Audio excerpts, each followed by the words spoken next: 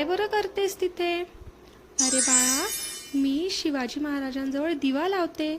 ते का बरं? अरे, आज शिवाजी महाराज जयंती आहे.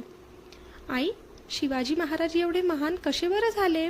कारण शिवबा एकटा नव्हता, त्याच्या मागे उभी होती त्याची एक महान आई. महान आई म्हणजे जिजाऊ का? हो हो, मी तुला आज जिजाऊंच्या शिवबाची गोष्ट सांगते, नीट ऐक. सह्याद्रीवरती वादळ कोसळलं होतं. आकाश काळ्या ढगांनी भरलं होतं. मंदिराच्या घंट्या वाऱ्यात हलत होत्या. आपला भगवा चिखलात पडलेला होता. गावकरी घाबरले होते, घरात लपले होते. बाहेर सैनिकांच्या सावल्या फिरत होत्या. शीतं जळत होती. धूर आकाशात विरत होता. भारत अंधारात बुडाला होता, पण महाराष्ट्रात मात्र एक आशेची ज्योत होती.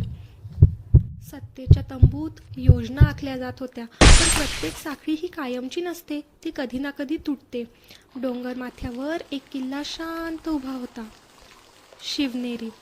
कोरड्या भूमीतून केशरी प्रकाश झिरपत होता आणि त्या किल्ल्यामध्ये एक आई देवीसमोर हात जोडून प्रार्थना करीत होती. जिजाऊंच्या मनात भीती नव्हती, होता फक्त विश्वास.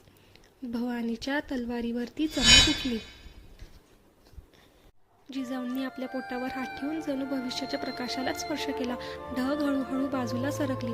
प्रकाश पडू लागला आणि पहाटेच्या पहिल्या किरणांनी शिवनेरी उजाडला. त्या रात्री बाहेर खूप पाऊस कोसळत होता. किल्ल्याच्या दगडी भिंती मशालींनी पेटल्या होत्या. इकडे जिजाऊंना वेदना सुरू झाल्या. ताई दाया त्यांच्या मदतीस तिथे होत्या. आकाशात विजांचा कडकडाट झाला आणि पहाटेचा पहिला सूर्यकिरण किल्ल्यात उतरला. आई जिजाऊंनी आपल्या कुशीत बाळ घेतलं आणि देवी शिवाईच्या नावावरून त्यांचे नाव ठेवले शिवबा. शिवबाच्या चेहऱ्यावर सूर्यकिरणे पडू लागली, जणू ते त्यांना आशीर्वादच देत होती. किल्ल्याबाहेर लोकांच्या चेहऱ्यावरती आशा उमटली. सगळीकडे आनंदाची लहर पसरली. शिवबा हळूहळू पहिले पाऊल टाकू लागले. आईच्या चेहऱ्यावरचा आनंद पाहण्यासारखा होता. जिजाऊ त्यांना रोज महाभारत रामायणातील कथा सांगायच्या. त्यांच्या कल्पनेत रामाचा आकार उभा राहत होता. शिवबा हे मावळ्यांसोबत खेळत खेळत मोठे होत होते. मित्रांसोबत जमून मातीचे किल्ले बनवण्यात त्यांना अधिक रस वाटत असे. हातात लाकडी तलवार होती, पण मनात मोठी स्वप्ने.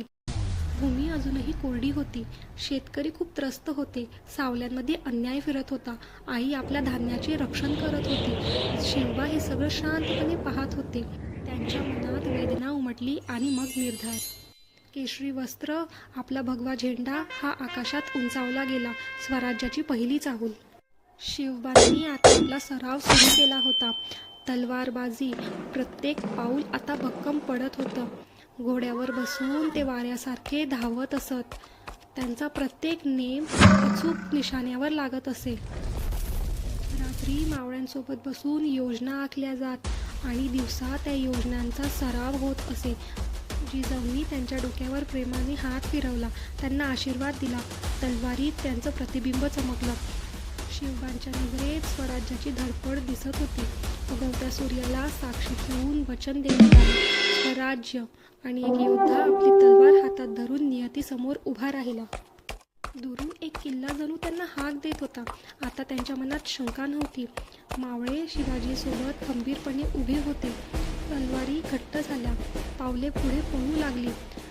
किल्ल्याचे मोठे दरवाजे समोर उभे होते आणि सह्याद्री त्यांचा साक्षीदार होता.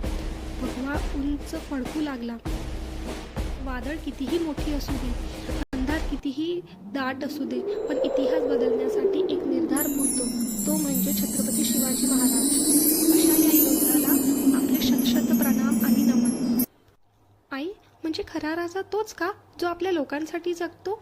हो, आणि खरा शिवबा तोच जो अन्याय बघून शांत बसत नाही.